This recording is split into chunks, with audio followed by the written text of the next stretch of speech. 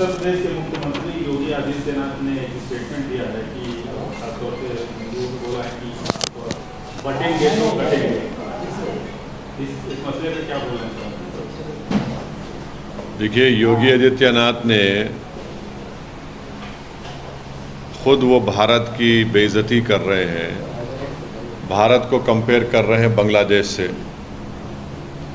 क्या वो ये कहना चाहते हैं कि भारत में इलेक्शंस रिग होते हैं? क्या वो ये कहना चाहते हैं कि नरेंद्र मोदी की सरकार इनस्टेबल है? और भारत को बांग्लादेश से वो क्यों कंपेयर कर रहे हैं? और क्या वो ये कहना चाह रहे हैं कि भारत की जनता देश की वफादार ना रहें बल्कि मोदी की वफादार रहें? और अगर नहीं करेंगे तो जिस तरह शेख हसीना ने बांग्लादेश में मासूम लोगों पर गोलियां चलवाई, क्या वो गोलियां चलवाएंगे? अब वो बात करते हैं देश की यूनिटी के बारे में। तो यूनिटी देश की कब होगी? जब इंसाफ होगा। और ख़ुद योगी ने उनके राज में कई फॉल्स एनकाउंटर्स हुए अल्पसंख्यक समाज मुसलमानों के। उनके राज में आज भी बुलडोज़र के ज़रिए मुसलमानों के घरों को तोड़ दिया जाता है। तो और उन्हीं के राज में लोग बोलते हैं कि मुसलमानों का क्या जेनोसाइड नरसंहार हो।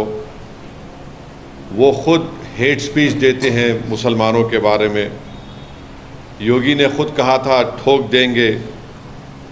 तो जब वो खुद इस तरह की बातें करते हैं और देश की अखंडता और यूनिटी की बात जब वो करते हैं, तो उनके मुंह से जब इतने सब अनाप शनाप बातें निकलती हैं तो फिर वो तो कुछ और ही बात कर रहे हैं। तो बांटेंगे तो कटेंगे, भाई आप ही तो बांट रहे हैं। कौन बांट रहा है? आप ही तो बांट रहे हैं। आप ही ने कहा था कि इस बाई इलेक्शन जो होने जा रहे हैं उसमें मुसलमान और यादव ऑफिसर्स नहीं होना चाहिए।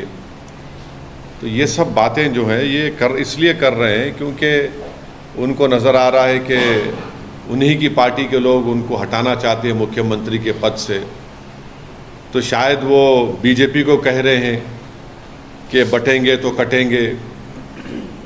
तो ये इनका इनसिक्योरिटी है, उनकी अनपॉपुलैरिटी है उत्तर प्रदेश में। और फिर वो भूल गए कि जब देश की अखंडता की बात कर रहे हैं तो जो डिफेंस की ज़मीन थी उन्होंने इंडस्ट्रियलिस्ट को दे दिया वहाँ पर। तो ये सब इनका रिकॉर्ड रहा है। तो इसलिए वो बौखलाहट का शिकार होकर अपने हस्बे आदत सिर्फ मुसलमानों को निशाना बना रहे हैं अपनी हेट स्पीच के ज़रिए।